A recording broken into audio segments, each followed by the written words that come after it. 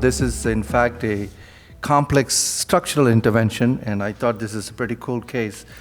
So this is a 75-year-old lady who has severe calcific aortic stenosis.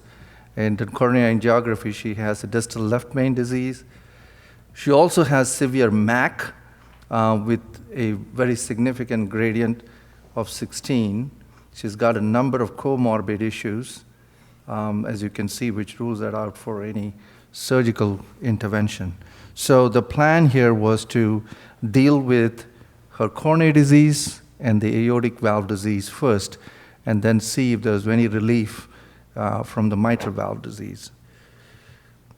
So this is her baseline echo, shows a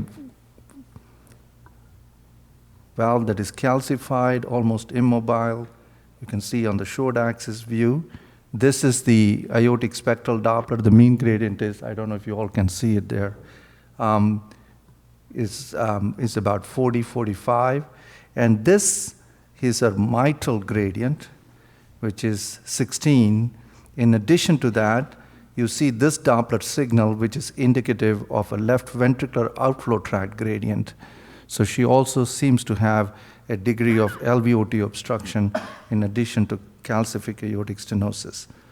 So the first thing, this is the balloon valvuloplasty of the aortic valve, and then she undergoes a PCI to fix her left main disease that you can see with good results here in that picture right there. And then she undergoes a transcatheter aortic valve replacement. So this is the sizing of the annulus with CT, which is the preferred technique. And this is the intra-procedural TEE showing restricted calcified aortic valve. And then here is the sapien valve in position, and the aortogram that does not show any significant PVL. And this is the post-sapien transesophageal echo showing now there is no aortic valve obstruction. So this is a transthoracic echo done about 2 weeks after her TAVR. This is the aortic gradient now, significantly better after her TAVR. But you can see significant color aliasing in diastole across the mitral valve, and then the gradient is still significant. The mean gradient is about 15, and again, significant LVOT gradient in LVOT obstruction.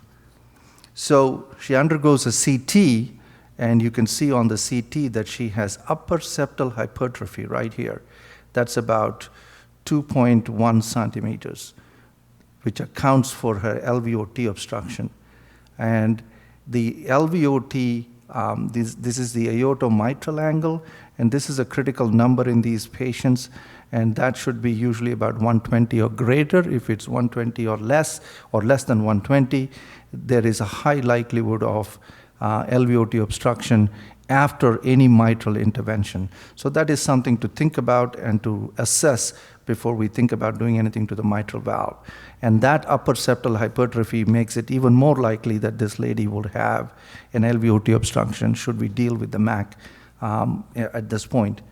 So we decided that this would be where we would do a septal ablation. I think Joe Miller was involved in this thing. And you can see this is an alcohol septal ablation of the upper septum to reduce the septal thickness so that we make it less likely that she would have LVOT obstruction after transcatheter mitral valve replacement. So this is the TAVR valve now. This was 2.1, and now her upper septal, you can see this dark area in the CT, which usually means that's an infarcted septum, and the thickness now is 1.7. So that has been reduced, the septal thickness. And so now at this point, and this is an important measurement too, this is the LVOT area. Anything less than 3 centimeters squared to begin with is also problematic because when you put a mitral prosthesis, it usually juts into the LVOT, and that might cause an LVOT obstruction. So this is a number to watch also in this lady. Although we did a septal ablation, she still has a small LVOT, and we have to be mindful of that. She undergoes a transcatheter mitral valve replacement. And this is a somewhat different case in the sense that at the present time, other than the valves that are being currently evaluated, which are dedicated for the mitral space, those are under early feasibility studies. Most of the transcatheter mitral valve experience is with using the SAPIEN valve, which was made for the aortic position. So when you put a SAPIEN valve in the mitral position, it often protrudes into the LVOT because it's not repositionable valve. So we decided, because of the high-risk morphology here, the upper septal hypertrophy and an LVOT gradient, we decided we would like to use a valve that is repositionable so that we can avoid an LVOT obstruction. So we are actually going to be using a Lotus valve, which is also made for an aortic position, but unlike the SAPIEN valve, it can be repositioned and realigned so that you reduce or minimize the risk of an LVOT obstruction. This is transesophageal echo at baseline, showing MAC and mitral obstruction, color Doppler. Here is the spectral Doppler showing significant mitral gradient, and that's about 13. Transthoracic was 15 and 16. This is 3D TEE showing from the left atrial perspective, showing a small mitral orifice and a very severe and significant calcification of the mitral valve and the mitral annulus. This is looking up from the left ventricle simultaneously. This is color Doppler showing just mild mitral regurgitation, mostly mitral obstruction. This is an important view. This is a 3D long axis view. Here is the mitral valve, here is the TAVR valve, and you can see that the LVOT here, even though it looked narrowed on the CT, there is no significant color aliasing. So there is a pretty substantial space in the LVOT here, which is reassuring somewhat to begin with, because if you began with color Doppler aliasing here, it may only get worse at this point, even though we are going to be using a repositionable valve in the mitral location. So this was a transapical approach. This is a transapical approach. You can see the wire come through the transapical, go through the MAC. This is the ring of calcium in the mitral valve into the left atrium. This is the TAVR valve in position right here. This is the corresponding 3D TEE at the same time showing the mitral valve and the wire coming through the mitral valve from the apex from the left atrial perspective right here. This is the sheath with the valve in from the transapical location, again going through the ring of the mitral calcium here into the left atrium.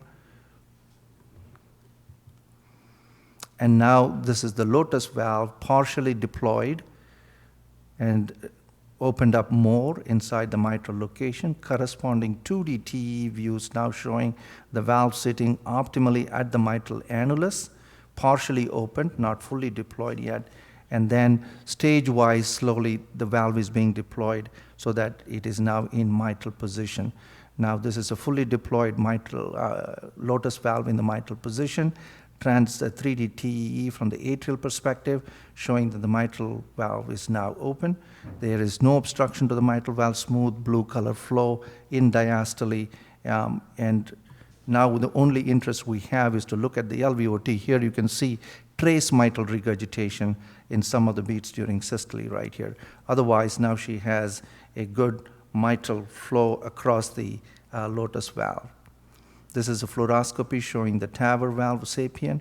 This is the LV angiogram showing zero mitral regurgitation after the Lotus valve is in position in the mitral location. Here is the LVOT now. You can see the LVOT on 3D TEE. That is a significantly reduced LV space. And you see the color Doppler, there is aliasing. That means there are bright colors in the color Doppler. So there is some concern that this, despite a repositioned valve and septal reduction, this may be a significant LVOT obstruction.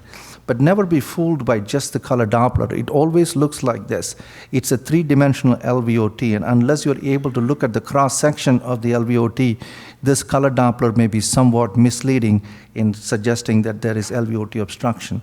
So here is spectral Doppler. This is pulse wave Doppler, aliasing, which is somewhat concerning because That means the velocity is greater than 1.4, and when we actually do a continuous wave Doppler, it's about 1.8, 1.9, but still not a significant gradient. It is greater than normal. 1.4 would be normal. It's about 1.8. So even though this looks impressively reduced, the gradient across the LVOT is very small. But this is transesophageal echo. And for those of us who sometimes the interventionists in the cath lab are hyper anxious, they want to know is there an LVOT obstruction or not. And the point about that is unless you're able to align the Doppler, your measurements by transesophageal echo are not that reliable. So you can actually make up something and they'll be happy. But the real test is the transthoracic echo post-procedure, because it's hard to do this. So just like here, CT post-procedure, here is the lotus valve in the mitral location, here is the sapient valve in the aortic position, and now you can see that the new LVOT area, or the new LVOT area, has gone from 2.3 to 1.6. That's a significant reduction. But anatomy does not predict necessarily LVOT obstruction. This number that we seem to have plucked out of thin air, which is about 3 centimeters square, is not predicated on anything except anatomy. And what makes you symptomatic is not just anatomy. Anatomy makes you sick. Flow kills you. So you die of flow, you don't die of anatomy. So you have to look at Doppler. You look at this transthoracic. That's a very narrowed space. Color Doppler suggesting there is significant LVOT obstruction. But when you look at the spectral Doppler, the LVOT velocity is about 1.4. It's no significant gradient across the LVOT. So this is an important lesson that we ought to evaluate the LVOT very carefully and depend on the spectral Doppler and not depend on just looking at anatomical areas. It's a three-dimensional LVOT, and the flow across that is not obstructive at all. So this lady is actually symptomatically much better. This is her mitral gradient post TMVR. This is the LVOT gradient. This is her aortic gradient, all of which are acceptable, and she's doing exceptionally well. And she had a great symptom relief from this procedure. An example of how you can use multiple interventions targeted to making the milieu better before you do a TMVR in a complex case such as this. And imaging is a critical part of this assessment. Thank you for your attention.